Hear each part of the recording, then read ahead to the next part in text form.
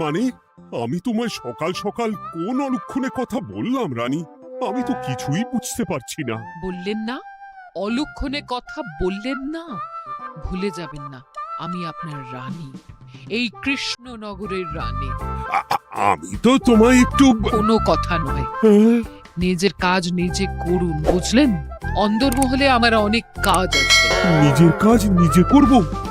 আমি তোমার স্বামী, আমি তোমার কাছে এইটুকু আবদার করতে পারি না? হ্যাঁ,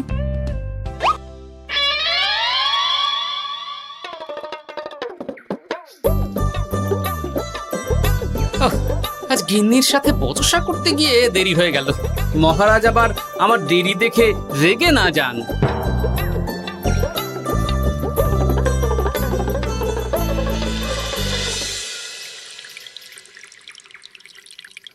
হ্যাঁ, তুমি কথাটা খুব একটা মন্দ বলনি মন্ত্রী। এতে রাজ্যবাসীরও উপকার হবে আর রাজকোষেরও খুব একটা চাপ পড়বে না। তাহলে মহারাজ সব ঘরে ঘরে এই বার্তা পৌঁছে দিই। কি এত বড় সাহস তোমার? আমার মুখে মুখে কথা বলছো? যাও, বেরিয়ে যাও বলছি আমার চোখের সামনে থেকে। তোমায় আর দেখতে চাই না। আমি আবার কি বললাম মহারাজ? কি বললে মানে? কি বলতে বাকি রাখলে শুনি? বলছিলাম কি, অপরাধ নেবেন না মহারাজ, সেনাপতি তো। চুপ, একদম চুপ। আমি মরছি নিজের জ্বালায় আর তুমি ওই ভুল ভাল বলে আমার মাথা বিগড়ে দিতে চাইছো। মহারাজ রেগে আগুন, এই ছিলেন ঠান্ডা, এই তো মুখে হাসি ছিল, এখন হাতে ডান্ডা। কি বললে কবি? তুমি আমায় অপমান করলে? যাও, এক্ষুনি তোমরা সবাই দূর হয়ে যাও আমার সামনে থেকে। কাউকে চাই না আমি। এই মুহূর্তে রাজসভা আমি শূন্য দেখতে চাই, না হলে আজ সব কটার গর্দান নেব আমি। যাও বলছি।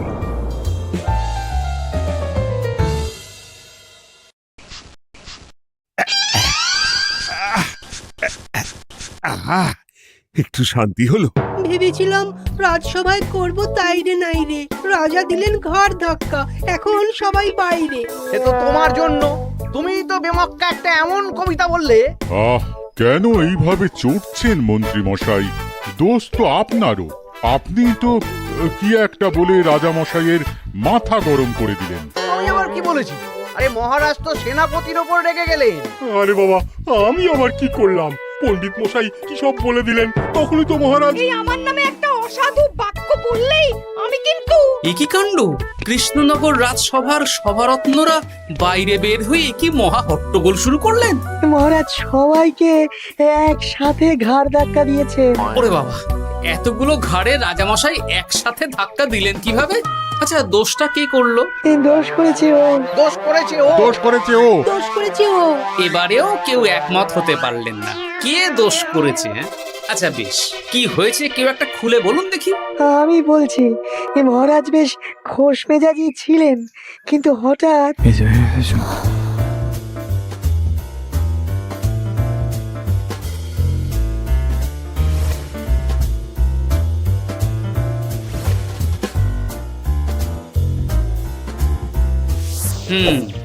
এই কাণ্ড! এ তো ভারী অদ্ভুত রোগ মনে হচ্ছে। মহারাজের আচমকা মাথায় রক্ত চড়ে গেল নাকি? হ্যাঁ, মহারাজ আপনাদের রাজসভায় ডেকেছেন। ওরে বাবা না, যাবো না গো আমি, আমার কাছে আমার প্রাণ সবচেয়ে দামি। আমিও যাব না, নির্ঘাত মহারাজ গর্দান নিতেই ডাকছেন। আমিও যাব না গোপাল, আমারও প্রাণের বড় মায়া। আচ্ছা, এটা কি কোনো কথা হলো? হ্যাঁ, প্রাণের মায়া কার নেই বলুন তো? আর মহারাজ যে গর্দান নিতেই ডাকছেন তার কি কোনো মানে আছে? অন্য কারণও তো হতে পারে। তুমি কি করে বুঝলে? হ্যাঁ, বুঝতে পারিনি, তবে আন্দাজ করেছি। তোমাদের কথাতেই শুনলাম মহারাজ খোশ মেজাজেই ছিলেন, সহসা রেগে গেছেন। আবার যে সহসা খোশ মেজাজেই ফেরেননি, তাই কি বলা যায়? এটা তুমি বলনি তো বন্ধু, চলো সবে ফিরিয়ে আনি রাজসভার ছন্দ। আরে গোপাল, এসো এসো এসো। তা এত দেরি করলে কেন? বাকিরা কোথায়? তারা আসছেন মহারাজ। আপনি তাদের ডেকেছেন, তাদের ঘাড়ে কটা মাথা যে তারা আসবেন না। কিন্তু মহারাজ, আমি অন্য কথা ভাবছি। কি কথা গোপাল? আপনি নাকি সভায় আজ হঠাৎ সবার উপরে রেগে গিয়ে তাদের সভা থেকে বের করে দিয়েছেন মহারাজ? এ কি সত্যি মহারাজ? আরে না না গোপাল, মোটেও না। বলতে পারো আমি সবার সাথে একযোগে একটা রসিকতা করছিলাম। আমি দেখছিলাম সবাই আমার রসিকতা কেমন বুঝতে পারে। তাই নাকি? আসলে তুমি ছিলে না বলেই এরা কেউ আমার রসিকতা ধরতে পারেনি। এ কি সত্যি মহারাজ? আপনি সত্যি আমাদের উপর কোনো রাগ করেননি? হুম, এ কি, এই সব কিছুই আপনার রসিকতা ছিল? ও মা, তাই নাকি মহারাজ? এই যে আপনি শুনিয়ে দিলেন কথা কড়া কড়া, সব কিছুই ছিল আসলে নিছক মজা করা? আহ, আবার যত সব বাজে বকছো তোমরা। এত কথা কেন? তোমরা কেউ আসলে মহারাজ কৃষ্ণচন্দ্রের রাজসভার যোগ্য নও। যাও যাও, দূর হয়ে যাও। কিন্তু মহারাজ, এই যে আপনি বললেন। আহ, তুমি সবার আগে যাও তো।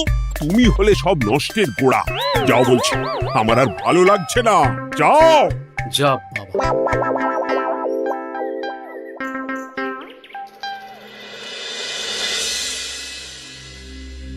কি বুঝছেন? না না না, আমি তো সবই ঠিক দেখছি রানীমা। হ্যাঁ, এটা ঠিক যে নারীর গতি কিঞ্চিত চঞ্চল বটে, তবে তা তো হতেই পারে। বাকি সবটাই ঠিকই আছে। তাহলে এমন হচ্ছে কেন? মহারাজ এইভাবে যখন তখন রেগে যাচ্ছেন কেন? আজ শুনলাম আপনাদের সভা থেকে দুবার বের করে দিয়েছেন, আবার ফিরিয়ে এনেছেন। হুম হুম হুম। আমি ওষুধ পাঠিয়ে দিচ্ছি, আর মহারাজের কিঞ্চিত বিশ্রামের দরকার। হ্যাঁ, তোমার মাথা আর আমার মুন্ডু। বলি, আমি বিশ্রাম নিলে রাজকার্যকে চালাবে শুনি তুমি, নাকি ওই অকর্মার ঢেকি মন্ত্রী? না মানে ওই আমি। যাও, আর আমার কথা বলতে ভালো লাগছে না। আমাকে একটু একা থাকতে দাও।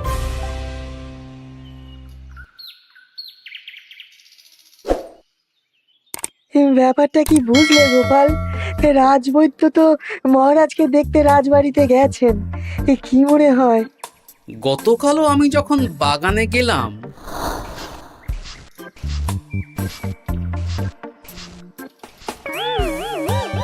গোপাল, তোমার কি মনে হয় মহারাজকে কোন রোগে ধরেছে? এই রেগে যাচ্ছেন, আবার এই মাথা ঠান্ডা হয়ে গিয়ে ডেকে পাঠাচ্ছেন। আমি বলি কি গোপাল, তখন সবার সামনে বলিনি বটে, তবে এখন তোমার সামনে স্বীকার করতে বাধা নেই। কি কথা বিজ্ঞানী? মহারাজের এই রাগের কারণ হয়তো আমি। আমার মনে হয় আমার দোষেই উনি এরকম বারবার রেগে যাচ্ছেন। কেন? আসলে মহারাজ আমাকে একটা মাথা যন্ত্রণা সারার ওষুধ আবিষ্কারের দায়িত্ব দিয়েছিলেন, তো আমি অনেক চেষ্টা করেও সেই ওষুধটা আবিষ্কার করতে পারিনি। যেটা আবিষ্কার করেছি তাতে সেরকম কাজ হচ্ছে না। আমার মনে হয় ওনার মাথা ব্যথা থেকে এরকম হচ্ছে। সে যাই হোক, তুমি কিছু একটা করো গোপাল। মহারাজের অসুখ কিভাবে সারানো যাবে সেটা নিয়ে কিছু একটা ভাবো। ভাবতে তো হবেই।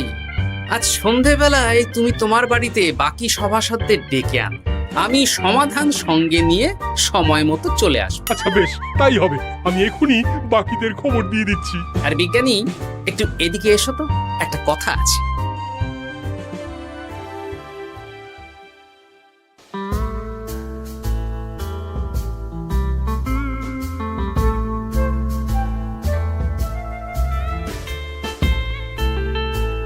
গো, বলি এইভাবে ঘুরলে কি মহারাজের ব্যামো সেরে যাবে? তা সারবে না। তার চেয়ে এক কাজ করি, কিছুটা আলু আর ছোলা সেদ্ধ করেছি, তার সাথে নুন, লঙ্কার গুঁড়ো আর লেবু দিয়ে মেখে আলু কাবলি বানিয়ে দিই, কি বলো? হ্যাঁ, দাও দাও দাও, মন্দ হয় না। মহারাজের মন উচ্চাটন, তার কি কারণ? মাঝে মাঝে আসছেন আর মহারাজ রেগে আগুন হয়ে যাচ্ছেন, আবার যেই সে ব্যামো ঠিক হয়ে যাচ্ছে মহারাজ সেই আগের মতন। তার উপর আবার সভাসদেরা মনে করছে তাদেরও কোনো দোষ আছে। তাহলে দুয়ে দুয়ে চার করতে হবে, কিন্তু কিভাবে কিভাবে কিভাবে? এই নাও, আলু কাবলি খেয়ে পেট ঠান্ডা করে নাও দেখি। হ্যাঁ, বেশ কিছুদিন আগে বিজ্ঞানী লেবুর রসের জাদুর কথাই তো বলছিল।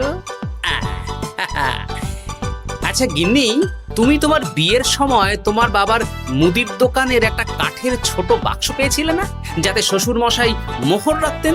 উমা, সে বাক্স তো ঝুলকালি মেখে আছে গো, তা দিয়ে তোমার কি হবে? ঝুলকালি লেগেছে? বাবা বাবা বাবা, তাতে তো আমার কাজ আরো ভালো হবে। যাও যাও যাও, নিয়ে এসো দেখি। আমি ততক্ষণে বেশ খানিকটা অদৃশ্য কালি বানিয়ে ফেলি। না না, আমি তো বলছি মহারাজের কোনো রোগ নেই, সামান্য উদ্বেগ ছাড়া আর কোনো সমস্যাই নেই মহারাজের। তাহলে মহারাজ আমাদের এই তুর্কি নাচন কেন নাচাচ্ছেন শুনি, মস্করা করে? তাই তো উত্তর জানা চাই তো। আর এই যে এত জরুরি তলব পাঠিয়ে গোপাল আমাদের ডেকে পাঠালো, তার তো টিকিরও দেখা নেই। গোপাল কি করবে শুনি? যে রোগ আদপেই নেই সেই রোগ কিনা ওই গোপাল ছাড়াবে? আমার তো বিশ্বাসই হয় না। বিশ্বাসে মিলায় বস্তু, তর্কে বহু দূর, তাই না মন্ত্রী মশাই? পেলে গোপাল, মহারাজের রোগ সারাবার কোনো উপায় পেলে? আচ্ছা গোপাল, রাজবৈদ্য বলেছেন মহারাজের কোনোই অসুখ নেই, তা তুমি কি সারাবে শুনি? হ্যাঁ, রোগ হয়তো রাজবৈদ্য মশাই ধরতে পারেননি, কিন্তু কিছু তো আছেই যার জন্য মহারাজ এমন আচরণ করছেন, তাই না? তা তুমি বলো না মহারাজ এমন কেন করছেন, আর কি তার সমাধান? এক এক করে বলি। আমি ভেবে দেখলাম এর জন্য আমরাই দায়ী। বলো কি? আমরা সবাই কোনো না কোনো সময়ই মহারাজের রাগের কারণ হয়েছি, তাকে আঘাত দিয়েছি, বিষণ্ণ করেছি। ইচ্ছে করে করিনি হয়তো, কিন্তু করেছি। আর মহারাজ সেই সব কথা বুকে চাপা দিয়ে রেখেছেন। তুমি বলতে চাইছো অতীতে সেই সব ভুলের কারণেই মহারাজ এমন করছেন? আমার তো তাই মনে হয় সেনাপতি। আচ্ছা আচ্ছা, তর্কের খাতিরে যদি তাই ধরে নি, তাহলে এখন আমাদের কি করণীয়? আমরা তো কাল যন্ত্রে চেপে অতীতে ফিরে যেতে পারবো না যে সেই সব ভুলগুলো শুধরে দেব। তা হয়তো হবে না, কিন্তু কিংকর্তব্য বিমূঢ় বাবার আদেশ যদি মানি, তাহলে এই সমস্যার সমাধান সম্ভব মন্ত্রী মশাই। কি বললে? ত্রিকালজ্ঞ বাবা কিংকর্তব্য বিমূঢ়, সে আবার কি গোপাল? আছেন একজন জ্ঞানী ব্যক্তি, আমার খুব পরিচিত। তার দেওয়া একটা উপদেশ আমার জানা আছে। আমার বিশ্বাস তাতে মহারাজের এই সমস্যার সমাধান হয়ে যাবে। কি করে শুনি? এই কালি হলো অদৃশ্য কালি। কলম দিয়ে অদৃশ্য কালিতে কাগজের উপর লিখতে হবে। কি লিখতে হবে? লিখতে হবে যে মহারাজের সাথে অতি সাম্প্রতিক কালে আমরা যা যা অন্যায় করেছি তাই লিখতে হবে। কোনো মিথ্যে কথা লেখা যাবে না। তবে চিন্তা নেই, অদৃশ্য কালি, ফলে কেউ কারো লেখা পড়তে পারবে না। এইবার এই কাগজ ভাঁজ করে ফেলে দিতে হবে এই বাক্সে। বাক্সে তালা, তার চাবি থাকবে মন্ত্রী মশাইয়ের কাছে। আবার আমার কাছে কেন? পরে যাতে কোনো সন্দেহ না করেন, যা সন্দেহবাতিক মন আপনার। বললে এইবার এই বাক্স সারা রাত নদীর ধারে বটতলায় পড়ে থাকবে, চাঁদের আলো পান করবে। তারপর সকালে আমরা সবার সামনে এই বাক্স ফেলে দেব নদীর জলে। সবার অন্যায় সারা রাত চাঁদের আলো পান করে শুদ্ধ হয়ে ভেসে যাবে নদীর জলে। ব্যাস ব্যাস, আমরা সবাই পাপ মুক্ত হয়ে যাব। একদম সবাই শুদ্ধ হয়ে যাব, আর মহারাজের ব্যামো সেরে যাবে। কিন্তু তুমি কোনো চালাকি করছো না তো গোপাল? অদৃশ্য কালিতে লেখার সাথে আমি আর কোন চালাকি করব মন্ত্রী মশাই? দেখুন, আমি একটা কাগজে লিখছি। কি কিছু বোঝা যাচ্ছে? সত্যি তো কিছু বোঝা যাচ্ছে না যে আদৌ কিছু লেখা হয়েছে কি হয়নি। তাহলে লেখা শুরু করা যাক। এক এক করে লিখুন আর কাগজ ভাঁজ করে বাক্সে ভরে দিন। আর হ্যাঁ, একদম মিথ্যে কথা লিখবেন না, তাহলে কিন্তু লেখাগুলো অদৃশ্য থাকবে না, ফুটে উঠবে। আচ্ছা গোপাল, বুঝেছি। কলম কালি মন, লেখে 3 জন। মিথ্যে কথা লিখে দিলেই ঘটবে অঘটন। আমি বাক্সটা নদীর পাড়ে সঠিক জায়গায় রেখে আসবো। তারপর কাল সকালে সবাই মিলে এই বাক্স ফেলে দেব নদীর জলে। ঠিক আছে?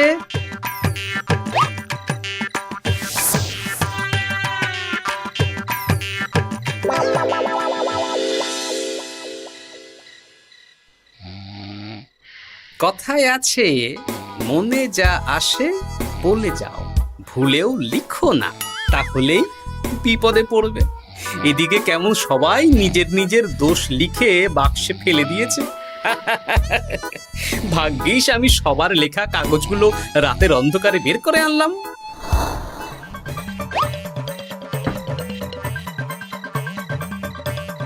এইবার এই কাগজগুলো ঢুকিয়ে দিলেই কেল্লা ফতে। এখন সবার পাপের স্বীকারোক্তি আমার হাতের মুঠোয়।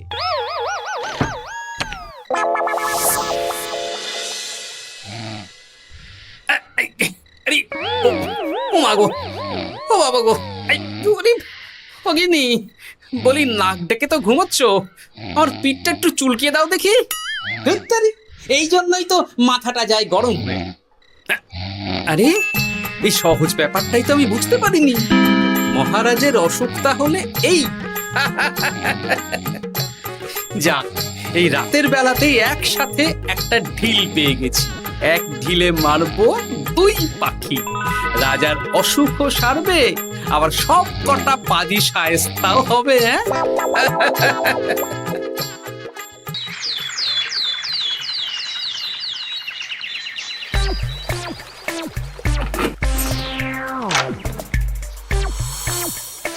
কি এইবার শান্তি হয়েছে তো মন্ত্রী মশাই?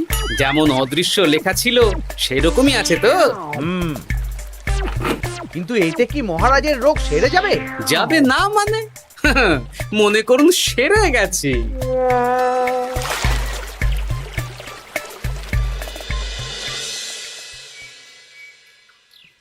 তাহলে আজকে সভার কাজ শুরু করা যাক।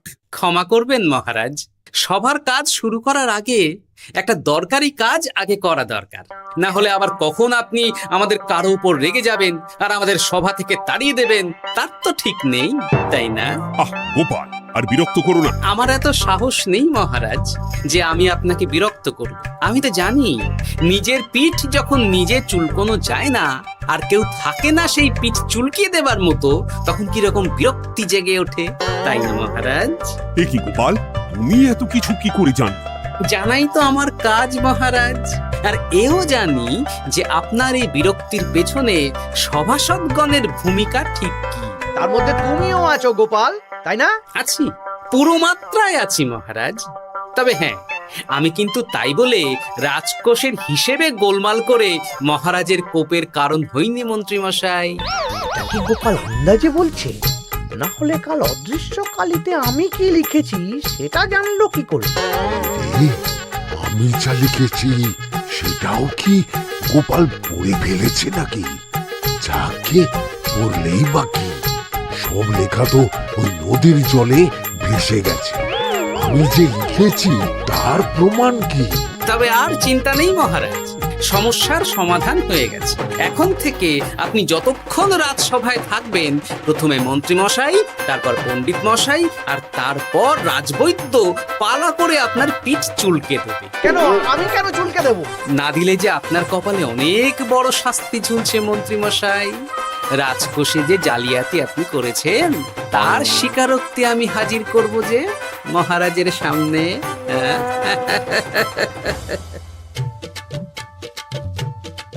এই নিন মহারাজ মন্ত্রী মশাইয়ের পাপের স্বীকারোক্তি। আপনি আগে মন্ত্রী মশাইয়ের লেখাটা পড়ুন, তারপর একে একে সকলের স্বীকারোক্তি দিচ্ছি। এ কি মন্ত্রী, তুমি রাজকোষ থেকে 500 মোহর চুরি করেছো, আর তার বদলে সেই হিসেব তুমি পুকুর পাড় বাঁধানোর খরচ হিসেবে দেখিয়েছো। এই সেরেছে, এটা ফুটে উঠলো কি করে? সে অনেক কাণ্ড মন্ত্রী মশাই, বাকিদের সবারটাই আছে, এত জেনে কাজ কি? না না, জানতে তো হবেই। তাহলে শুনুন, এই অদৃশ্য কালি আসলে লেবুর রস।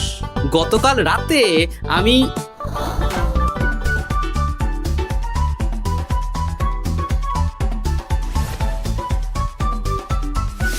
এবার লেবুর রসে অদৃশ্য লেখা কেন বা কিভাবে ফুটে উঠলো সেটা বিজ্ঞানী বোঝাবে। লেবুর রসে লেখা আগুনের তাপে ধরলে ফুটে ওঠে, কারণ লেবুর রসে থাকা অম্ল কাগজের সাথে থাকা শ্বেতসারের সাথে বিক্রিয়া করে এবং তাপ পেলে সেই বিক্রিয়া দ্রুত হয়ে কাগজের শ্বেতসার রাসায়নিকভাবে পরিবর্তিত হয়ে গাঢ় রং ধারণ করে। অনেক দিন আগে বিজ্ঞানীর কাছে ব্যাপারটা জেনেছিলাম, আজ কাজে করে দেখালাম। এবার মন্ত্রীমশাই দেখুন, মহারাজের সেবা করা ভালো না তার বদলে চাবুক খাওয়া ভালো?